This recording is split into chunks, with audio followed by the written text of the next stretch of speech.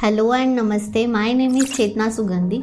अगर आप भी आपका नया बिजनेस स्टार्ट कर रहे हो तो ये 5 पॉइंट्स आप चेक कर लीजिए, जिससे कि आपको आपके बिजनेस को ग्रो करने में बहुत ज़्यादा हेल्प होगी। Number 1, research of your product and services कि आपका टारगेट ऑडियंस कहाँ है, आपका मार्केट का डिमांड क्या है, आप उसको कैसे कैसे ग्रो कर सकते हो। आपका जो प्रोडक्ट है या जो भी सर्विसेज है उसको ज़्यादा से ज़्यादा कौन से लोकेशन में डिमांड है, उसका टारगेट ऑडियंस किस एज ग्रुप का है, उनका क्या इंटरेस्ट है, तो ऐसा पूरा के पूरा रिसर्च कर लीजिए।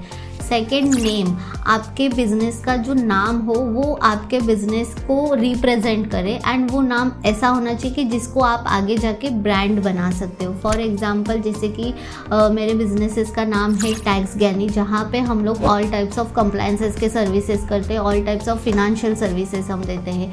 काउंट टू अकाउंट, जो जहाँ पे only and only accounting related काम होते हैं। सेल्स क्रूज, जहाँ पे only sales and marketing related काम होते हैं। तो जो आपका नाम है वो आपके बिजनेस को रिप्रेजेंट करे, ऐसे आपके नाम होने चाहिए बिजनेस के, एंड वही नाम आगे जाके आपको एक आपका ब्रांड नेम करके भी यूज़ हो, ऐसा आपका नाम होना चाहिए। Third, domain, website and logo. जो भी आपका नाम हो बिजनेस का, उसका आपके पास में .com या .in का डोमेन होना ज़रूरी है, बिकॉज इससे ज़्यादा प्रोफेशनलिज्म लगता है। एंड एक्चुअली ये बाय आप बोल सकते हो कि ये एक्चुअली एक कंपनीज एक्ट में भी इसके बारे में कहा गया है कि अगर आप किसी को मेल कर रहे हो एंड अगर वो आपका नॉर्मल gmail.com या आप yahoo.com से मेल करते हो तो उसको इन द कोर्ट या फिर इन द लीगल, मतलब लीगली उसको नहीं माना जाता है ऑथेंटिकेट। अगर वही आप आपके खुद के डोमेन से करते हो, जहाँ पे जैसे कि taxgani.com है, salescruise.com है, अगर उस डोमेन, रजिस्टर्ड डोमेन से अगर आप किसी को मेल करते हो तो उसको in the court of law एक प्रूफ करके भी मान सकते हैं, उसे एक ऑथेंटिकेट माना जाता है। इस मामले के लिए भी आपको आपका जो डोमेन है वो लेना ज़रूरी है। आपकी प्रॉपर वेबसाइट डेवलप होना ज़रूरी है, बिकॉज आज के डेट में कोई भी किसी शॉप में जाके कुछ चेक नहीं करता है। ऑनलाइन का ज़माना है, हर कोई अगर किसी बारे में जानना है तो वो पहले जाके वेबसाइट देखेगा, पहले उसे गूगल या यूट्यूब पे सर्च करेगा, इसीलिए हमारा वेबसाइट होना ज़रूरी है। थर्ड, लोगो क्यों ज़रूरी है? बिकॉज ये एक आपकी आइडेंटिटी क्रिएट करता है। लोग भले ही आपका नाम याद नहीं रखेंगे, लेकिन वो लोगों की इमेज, उसका कलर, उससे आपके ब्रांड को पहचानते हैं। इसीलिए प्रॉपर एंड अट्रैक्टिव लोगो होना भी बहुत ज़रूरी है। जब हम अपने बिजनेस का नाम सर्च करें तब हमें यही चेक करना है कि उसका हमारे पास में डोमेन अवेलेबल है कि नहीं है। ऑनलाइन जाके आप चेक कर सकते हो उस नाम का ट्रेडमार्क अवेलेबल है या नहीं, ये भी चीज़ें आपको चेक करना ज़रूरी है, ताकि आगे जाके आपको उस नाम को लेके इशू ना हो।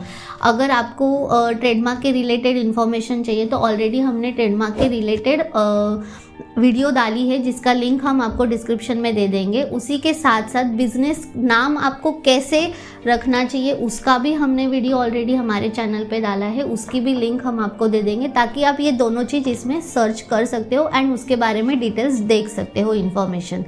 फोर्थ होता है लीगल डॉक्यूमेंटेशन। आप जब भी बिजनेस स्टार्ट करो उसके पहले आपको आपके सारे लाइसेंसेस, सारे रजिस्ट्रेशन, सर्टिफिकेट, आपको कौन से रजिस्ट्रेशन पहले करना ज़रूरी है, कौन से अथॉरिटी से आपको परमिशन पहले लेना ज़रूरी है। अगर आप फूड बिजनेस कर रहे हो तो आपको FSSAI, जिसे फसाई लाइसेंस बोलते हैं, वो निकालना ज़रूरी है। उद्यम गुमास्ता तो 100 मैंडेटरी ही होता है।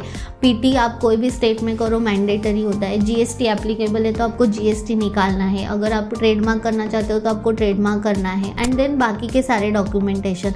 वैसे ही आपको करंट अकाउंट ओपन कर लेना चाहिए। बिजनेस स्टार्ट होने के पहले अगर आप ये सारी चीज़ें रेडी रखते हो तो आप बिजनेस को स्मूथली डे 1 से रन कर सकते हो। ये नहीं कि बिजनेस तो हमने स्टार्ट कर दिया, मार्केटिंग कर ली, लेकिन हमारा ये बेसिक चीज़ ही हमारे पास में नहीं है। तो ये गलतियाँ आप मत करो, उसके पहले ही ये सारी चीज़ें कर लो। Last but not the least, system and process.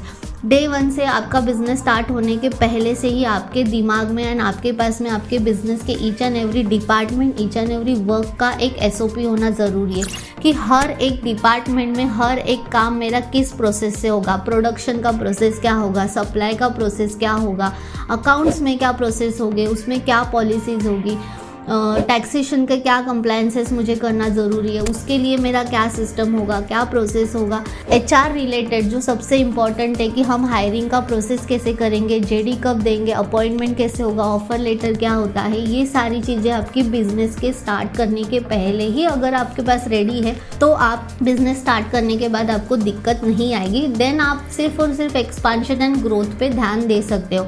अगर वही आपने ये सारी चीज़ों को स्किप कर लिया एंड सीधा ऐसे ही बिजनेस स्टार्ट कर दिया तो उसके बाद क्या होगा कि आप ना ही बिजनेस पे ध्यान दे पाओगे, ना ही आपका सिस्टम एंड प्रोसेस डेवलप कर पाओगे। इसीलिए बिजनेस को स्टार्ट करने के पहले आपके पास में आपका सिस्टम एंड प्रोसेस डेवलप करना बहुत ज़रूरी है। अगर इस 5 पॉइंट में से किसी में भी अगर आपको कुछ भी हेल्प लगती है या आपको कुछ और ज़्यादा जानकारी चाहिए देन आप हमसे कॉन्टैक्ट कर सकते हो। ये ऑल पॉइंट्स के रिलेटेड हमारी टीम आपको डेफिनेटली हेल्प करेंगी। अगर आपको हमारा वीडियो पसंद आया हो और ऐसे ही और कंटेंट के लिए please subscribe to our channel, like, share and comment.